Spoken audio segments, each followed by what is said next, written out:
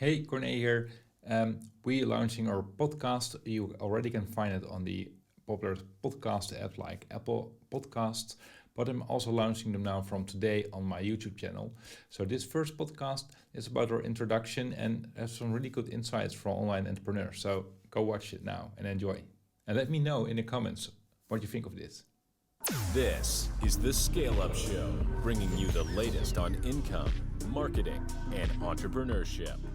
I think the easy way to start off a podcast is probably what does dropshipping, digital marketing, and website development have in common?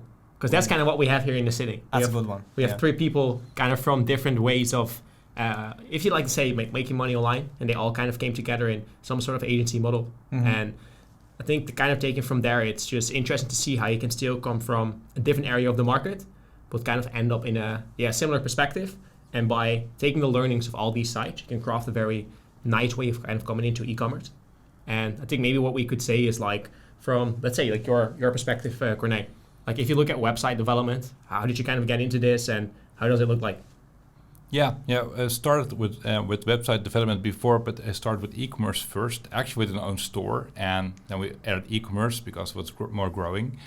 And when you're starting doing your own e-commerce business, then you also need to do your own website building in the end, because of course you can start with hiring something, but we're expanding and more expanding. So we decided, okay, we need to stay ahead of the market, so we need to do our own development, our own website creation, and we started with OS Commerce, very old, it was around 2005, and then we migrated to Magento, and later to Shopify, and that was the time I was thinking, okay, now I first started building by myself with some friends, and after a few years, I was thinking, okay, maybe we need to hire an agency, and then it was super hard to find an agency. I tried a server once, and then I had an epiphany of thinking, okay, maybe I need to start my own web development agency, and that's what I did. And around 2014, I started my own web development agency, and as the only customer in the first year was my other company, but later on we had so much knowledge and good team that we said, okay, we can build shops for anyone.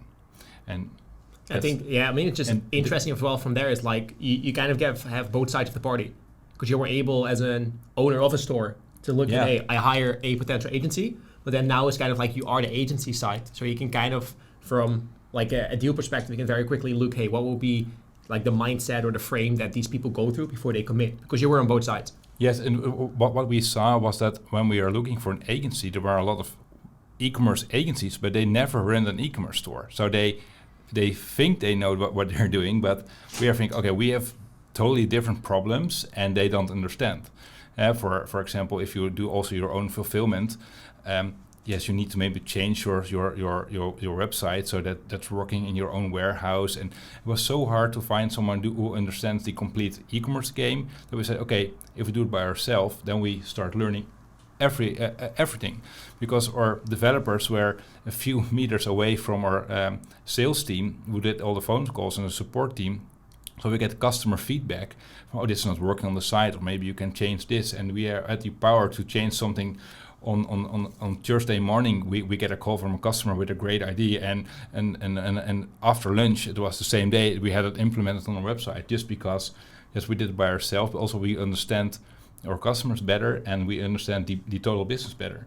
And our support team or sales team had more knowledge of e-commerce business from the technology side, so they also understand the website better. They're not just a sales guy, but they also understand, okay, an e-commerce business website works like this, so I need to have and create things, and also can more think in the complete process. So you have the complete picture in-house.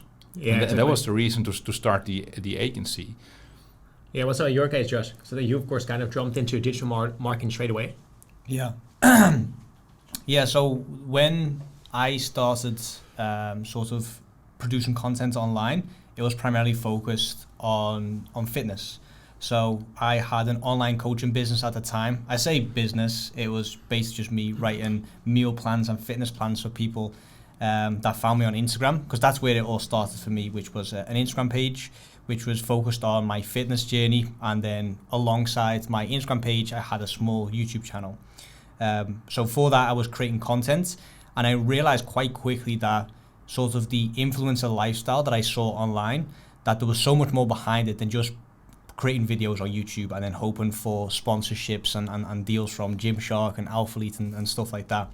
So once I realized that it's not as easy as just creating content and you get sponsorships and then you can like live life on your own terms, I started looking at other ways to create income streams, but with the online market obviously in mind. So I did really want to work from my laptop, but I wasn't necessarily tied to one specific way of doing so.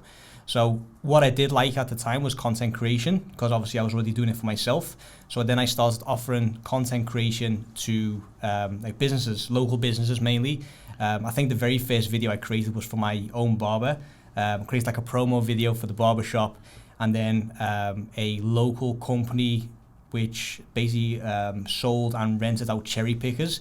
They saw the video and said, oh, could you do something similar for us? And that sort of got the ball rolling with content creation. But again, I was still sort of exchanging like time for money, which is something that I really wanted to get out of as well.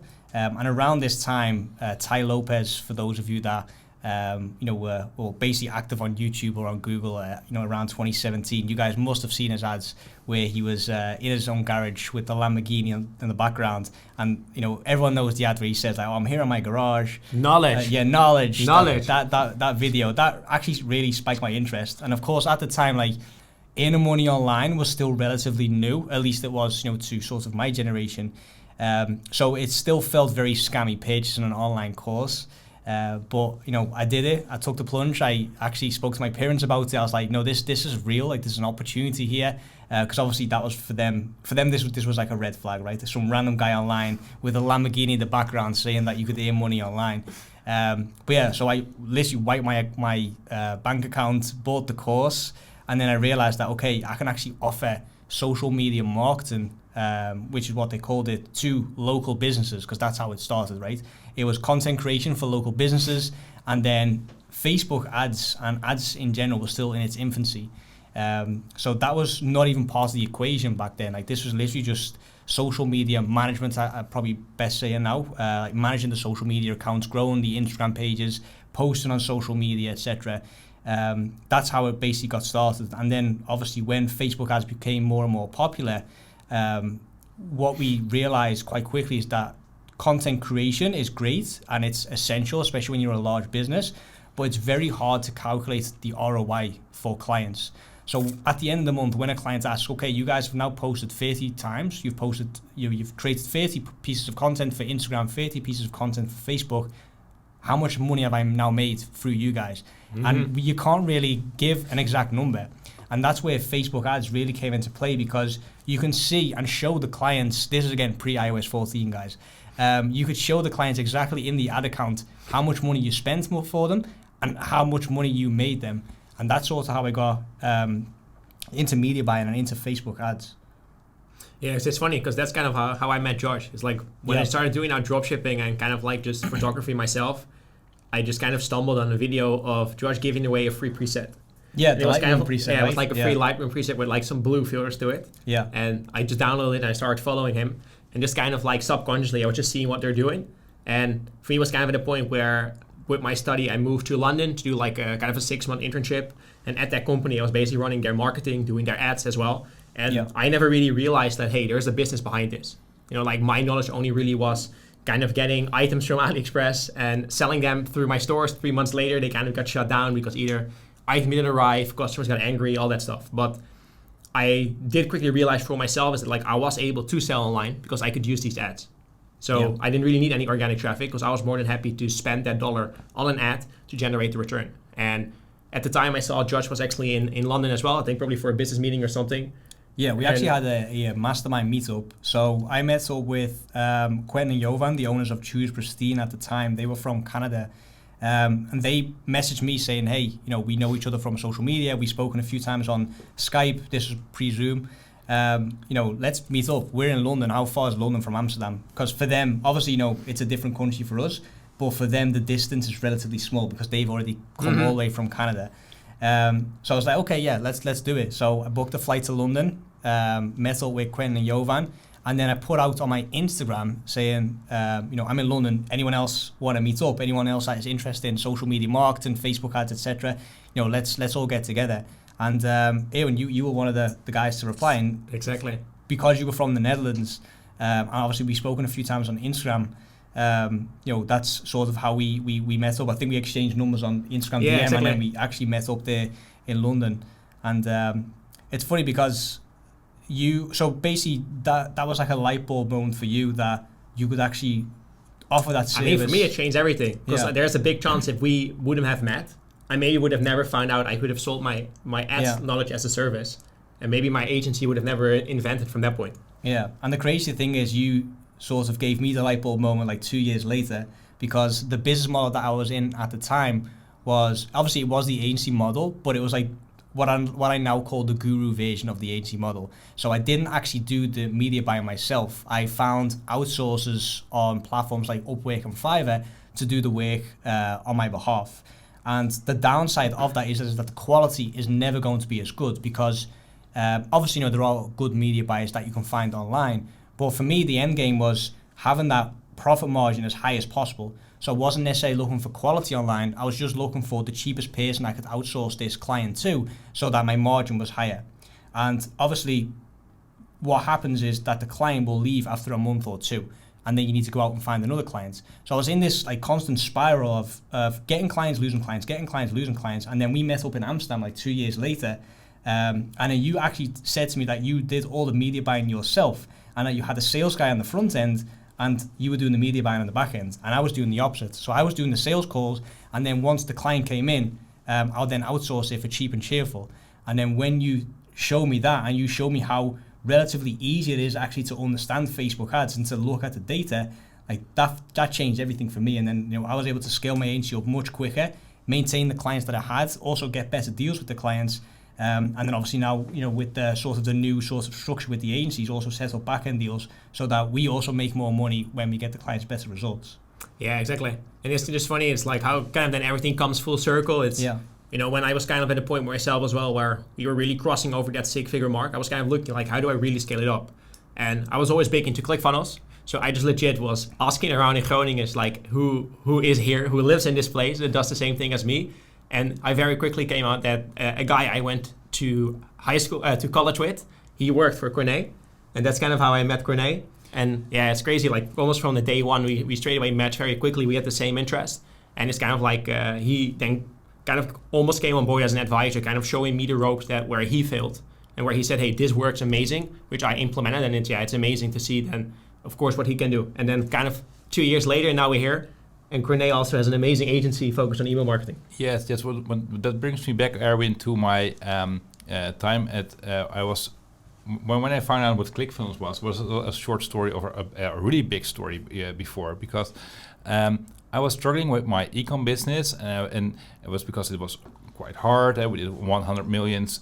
We did over 100 millions in turnover, but we are struggling how to make it bigger, and it was not fun for me personally anymore. So I was looking for something else, and a friend of mine at Groningen said to me, okay, there's an amazing marketing event in San Diego. You need to come with me. And I was thinking, wow, San Diego, it's not next door for me, and do I need to do that? And I was thinking, okay, maybe I need to go.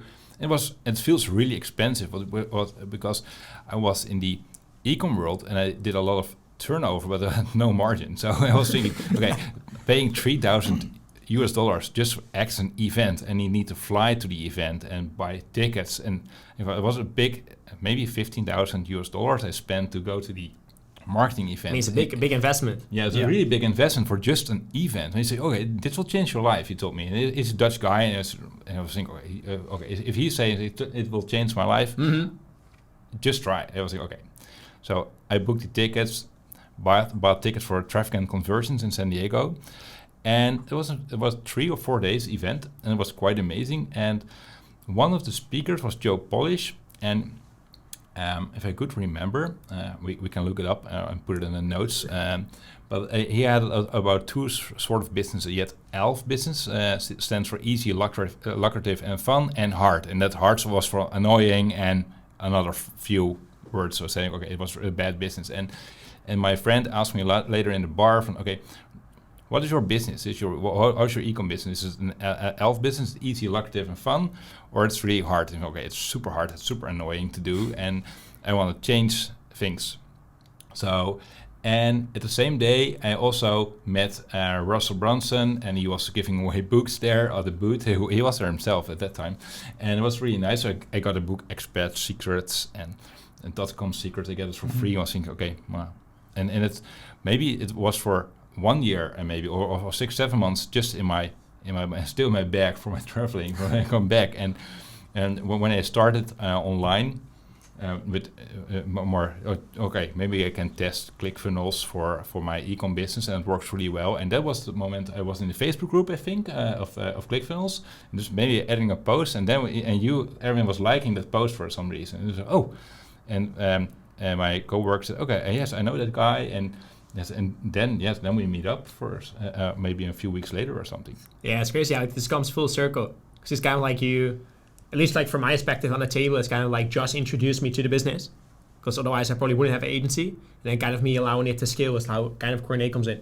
And it's just also, I think, nice to see now with, of course, you having sold your web development agency, kind of getting bigger with what you technically have already been doing, because you were always selling your email marketing services, but it was kind of like a side thing. Yes, and now of course it's its own big thing. But because e-commerce development is super nice to really build things and to do that, but the hard part it's also quite complicated, and yes, you need a larger team. And I was thinking, okay, maybe I want to switch to just do one thing, because some other friends of me, they have also great businesses and they only do one thing. You're building just CRM software, or you have a VoIP business, for example. You do only one thing only. And I was thinking, okay, my agency is doing marketing and development, and so I want to narrow down to just one thing. And I was thinking, what do I really like personally to do?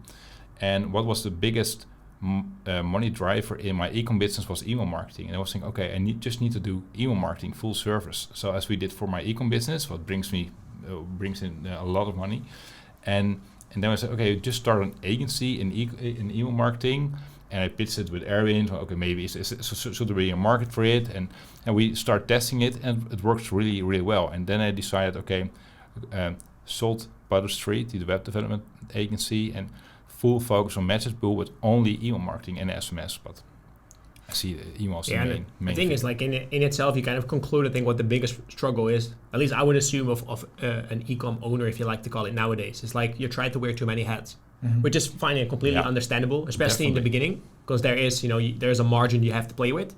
But I think you very quickly also have to realize is like, where are opportunities for me to either outsource or see, hey, where do I need expert advice? Because you do need at a certain point to get the machine rolling.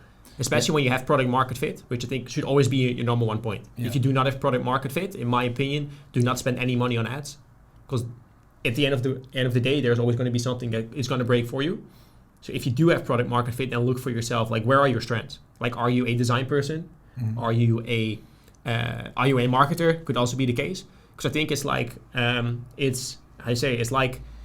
it's easy to say, because quite a lot of people always recommend you do like a personality test, and it sounds very lame, but I think it's super helpful. Yeah, I agree. Because in my opinion, it's like, if you do that personality test, you know who you are. And if you do look and search for a potential mentor, go for someone that fits the same personality as you, because you will 100% click with each other, and kind of the journey they took, it would also apply to you. Whereas if you take someone on the opposite side of the scale, so let's say, because I know, for example, from Josh and me, we're both pretty much like more on the introverted side. Yeah. Like we are at our best, so we can just work on our own on our laptop. So if we would go out front and talk all the time, our business will hurt, because we know we're going to be tired and doing all this stuff. But if you do not know that, and you go take advice from someone who is an extrovert, who tells you need to be on TikTok all the time, need to be on Instagram all the time, you will burn out. Yeah, and that's the same with a lot of e-commerce. I started my e-commerce business just myself and a friend, and we did everything. We built a complete website. We also thinking, okay, maybe hosting on the external servers, we don't know sure is it safe, so we buy our own hardware, and we did everything. We had our own mail servers with our own website servers, but we also did our own logistics. So when we got an order, we went to the warehouse and grabbed some tape in a box and prepare the package. But at a certain point, you need to decide what Aaron is saying. what is your biggest strength and where you can make the difference.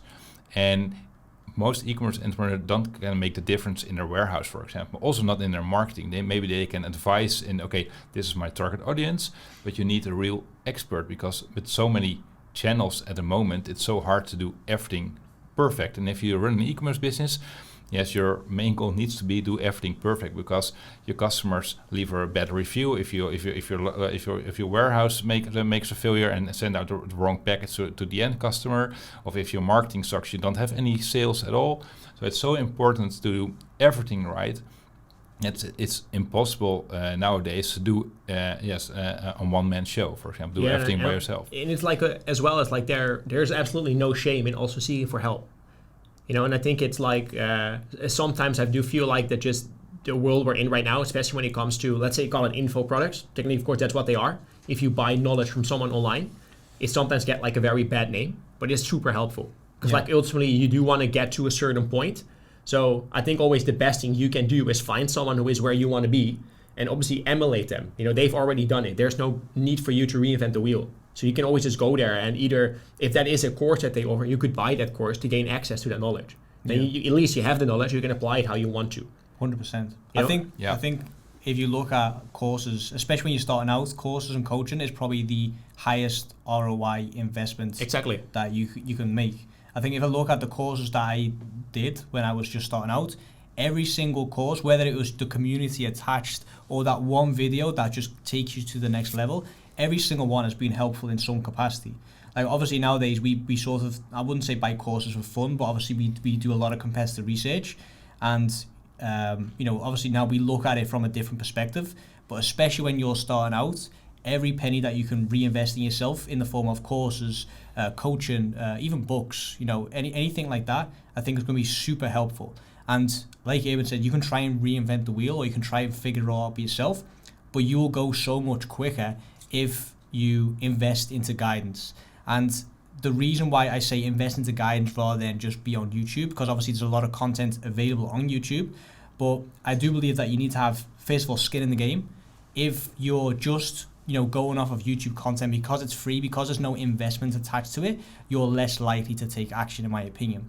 And second of all, a lot of content on YouTube, in my opinion, is fluff. There'll be one concept, one golden nugget, but it'll be a 20-30 minute video. Why? Because first of all, they want the watch time for AdSense, and second of all, they're most likely trying to sell you something on the back end, whether that is a program, a community, a course, an ebook, whatever it is. They're trying to give you just a little bit to pique your interest so that you buy the rest via a paid program. And there's nothing wrong with the paid program, but as long as you're aware of that, and that the YouTube content, that golden nuggets, or that specific thing that you're trying to figure out what's behind the curtain, the easy way to get it is just to actually purchase the program or purchase the course. Yeah, it's always like you, by doing so, you quickly get access to kind of the end goal you want to get to. And I think obviously it's at a certain point it also become a skill for you to identify those golden nuggets. Because I think I can now pretty quickly go on a YouTube video, I can skim through the 30 minutes and very quickly find what I'm looking for, because I know what I'm searching for. Yes. So the main problem with YouTube is even if there's a good video, but after the video's ended, automatically a new video will start. So almost the same subject, different angle. And and after you're watching 3, 4, 5 that kind of videos of the same subject you're searching for, you get confused.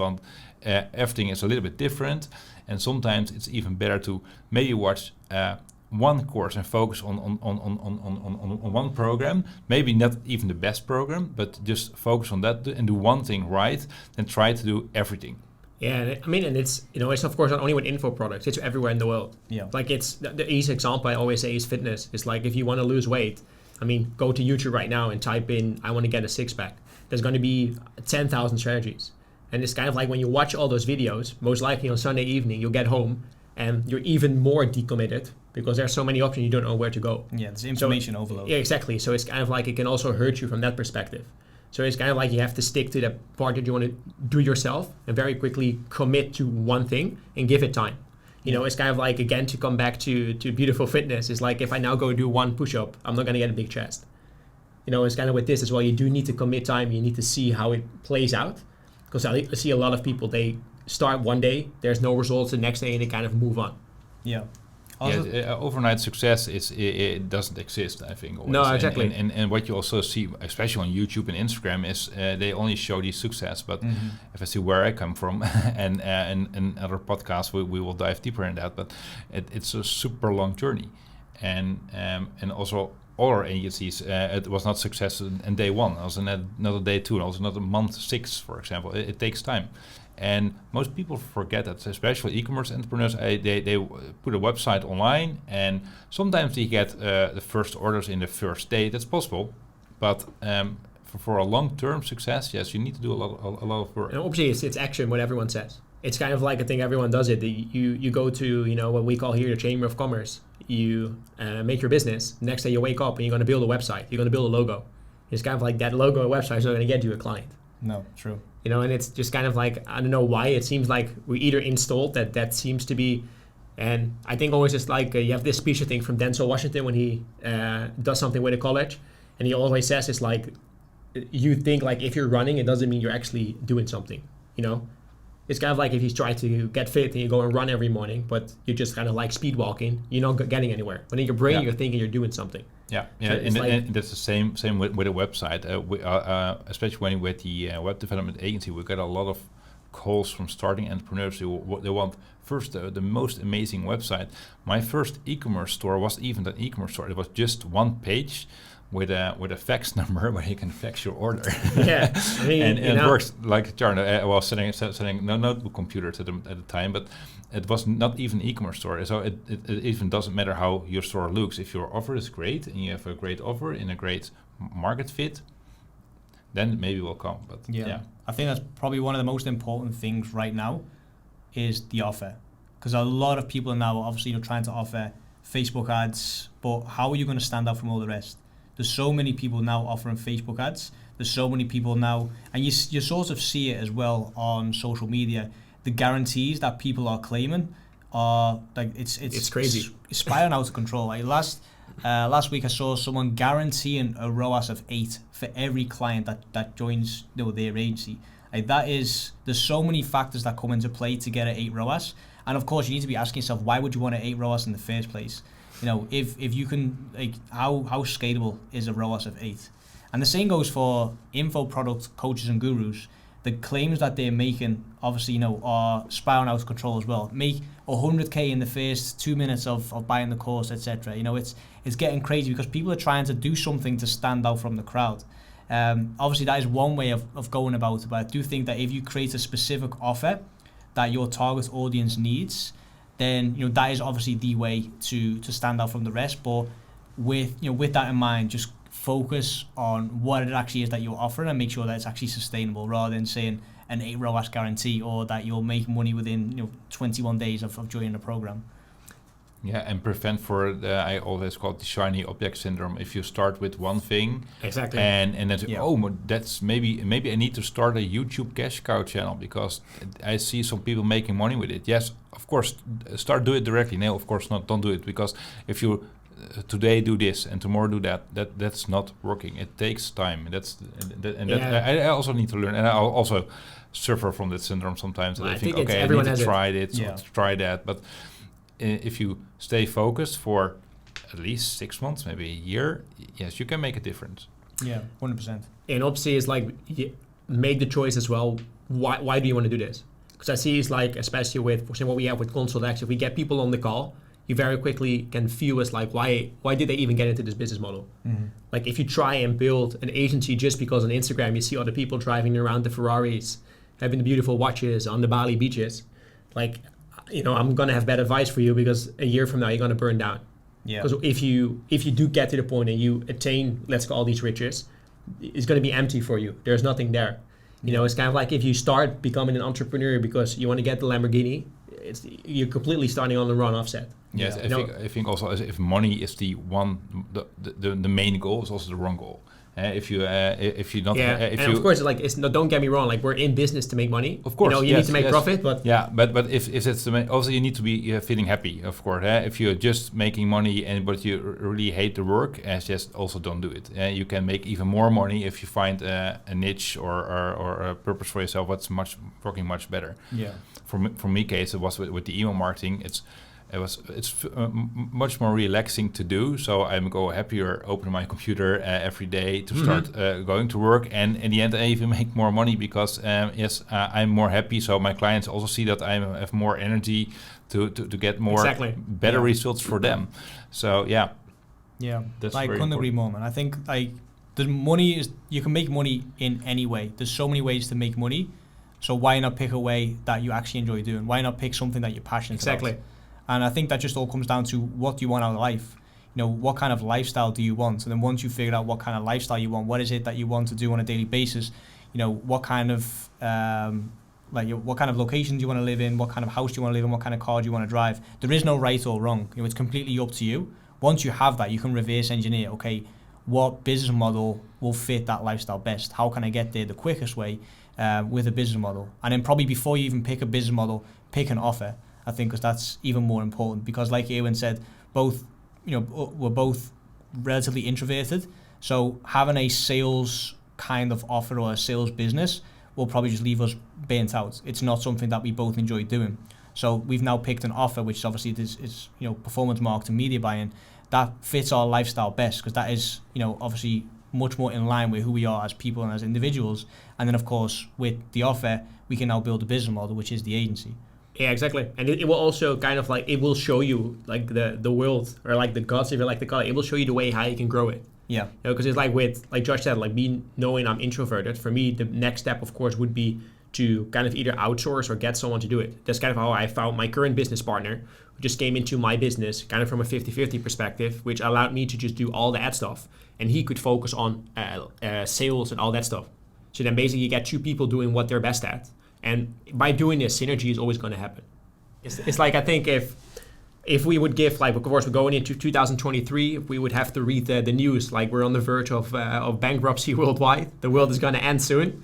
It's kind of like if we would have to give, just let's say e-commerce in general, our biggest tip, or what I would recommend is, at least from my side, whatever I do in life, it's always 80-20 principle. Yeah. So every e-commerce person I hop on a call with, one of my biggest questions always is going to be do you know your bestseller?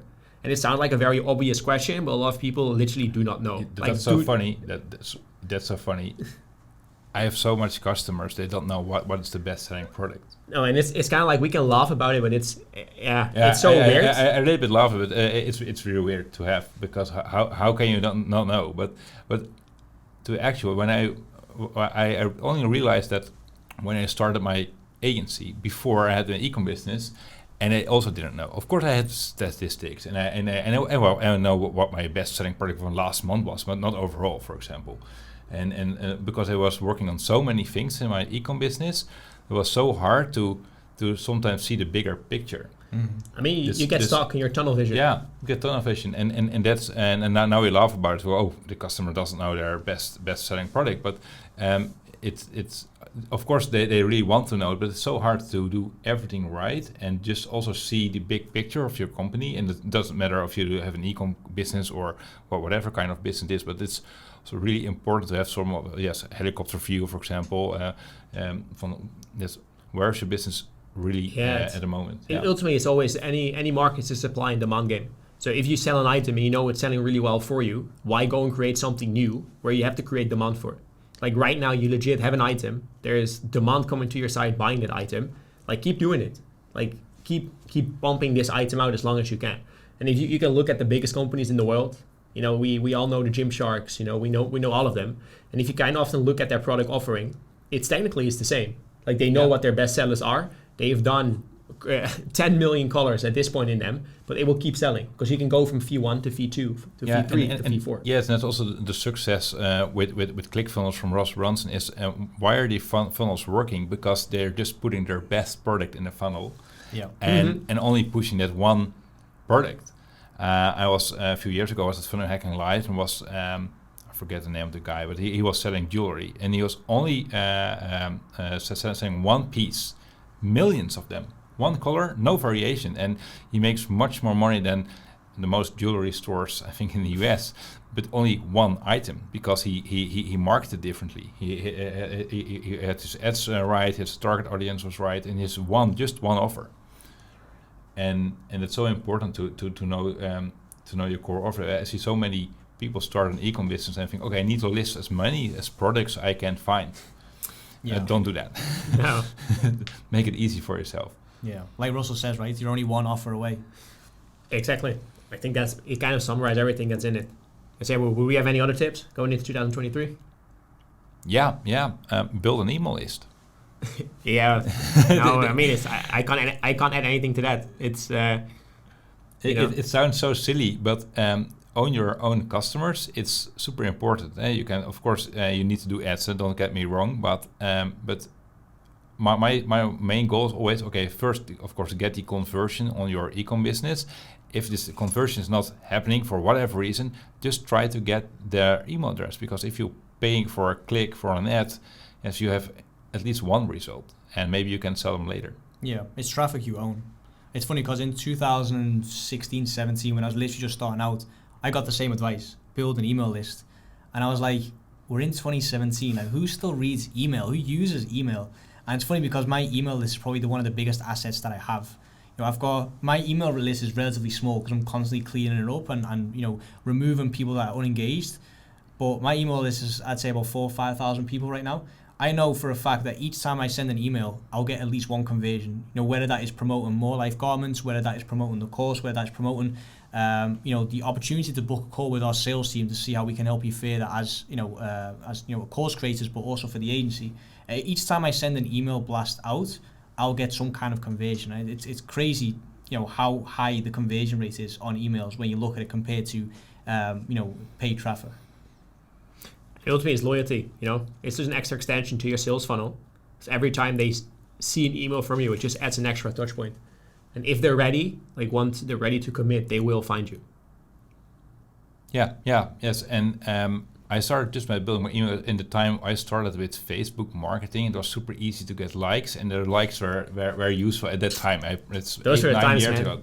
All times. I know, it's like still one of my best YouTube videos. Like how to get page likes. Yeah, how to get page likes. Yeah, how to get page likes. But the funny part was I was thinking, okay, with the page likes, and even it was so stupid. Even when I get more financial for my company, but to buy more stock, that was the idea at that moment. Even the Facebook, the bank also likes the Facebook likes. Oh, I had 40,000 likes for my company page. Oh, that's quite a lot. So it was even the bank gives the sort of value. But I was thinking, I really want this like. So what I just started was some super simple promoting on my Facebook. Okay, subscribe to my newsletter and get something free, and that was just how I created my first list, just to give away something. Yeah, you just have to get more creative nowadays. I think it's kind of like in the, you know, the 16, 17, 18s, we could all just kind of give free shipping or 10% off, which was back then, it was kind of unique because everyone would take it. Whereas, of course, nowadays it kind of comes into the guarantee world that we live in. That is like, people are not as inclined anymore to do it because they have seen it so much.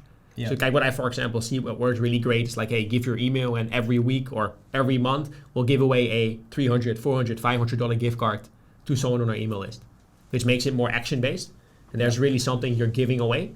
But of course, and they don't get me wrong, like just giving free shipping or 10% off, they will always convert. You know, it is something like it's a discount percentage you can give to someone, and a lot of people will always take it. Yes, and I think if you, we call it email list, newsletter, but if you rename it, and you just call it for a community, for the email community. And what we do for some customers is that if you subscribe to the list and you stay on the list, that's the really important. You get longer return rates, earlier discounts, for example, and for some electronic stores we give longer warranties, for example. So normally you have maybe 2 years of warranty, and if you join their email list and you stay on the list, as long as you're on the list, you get 5 years of warranty, for example. And that gives a lot more value than just a discount or a white paper or whatever. But give them also something that you stay on the list. Just one incentive to sign up. It's not working because they use their spammy email address for getting the code and never open your email again. But if you give them a real value, and I also see it when I subscribe to your newsletter, and it's just for, it's €5 discount or $5 discount to sign up. They think, okay, I will now use my spam email address. And that's a weird Gmail address for years, and there's millions of emails coming in there. It's nice to have all the data, but by the way, that's a different story. But if I use, it's to say, okay, but you join our club and you get a lot of information, or they share knowledge or whatever, then I think, okay, this I now will use my main email because I really want to see these emails. Yeah. Yeah, and I think that's probably the perfect way how we can kind of end getting into 2023, what you should be doing. I think we could probably end it as well is what embodies, I think what Corné kind of just said is, there's also a big part when it comes to function versus design. It's like I've been on so many calls where the only conversation, like only touch point was how it looks. Mm-hmm. And don't get me wrong, you're building a brand, it needs to look amazing, I'm all for it. But ultimately what's going to drive you forward is having a website ultimately that converts. Yeah. And that's a great subject for next episode, I think. Exactly. Because it's sometimes so funny that the design is only what counts. We saw it with website audits, for example. And then you work 6 months on a project with the client on the website, and then we send them videos, we show them, we invite to our office, and the only feedback we get was for the front page. Yeah, and that's maybe the page you go if you are really going to the main domain name and you hit enter and you say, oh, that's the front page. But 90% of your customers will go to the landing page. It's mostly your product page, and that's what you're advertising. Yeah, exactly. And we really need to train every customer to say, okay, thanks for your feedback, but this is not the most important page. It's your product page. That's where you make the money, and it's so. Yeah, there was every time we were surprised, even with larger customers with doing already tens of millions online, and they are just giving us feedback on the front page. So, and I have a lot of more to tell about this, but yeah, that's for the next episode. Yeah, we'll probably keep that for the next podcast. So, perfect. Yeah, thanks everyone for listening, and we'll see you all in the next one. Bye.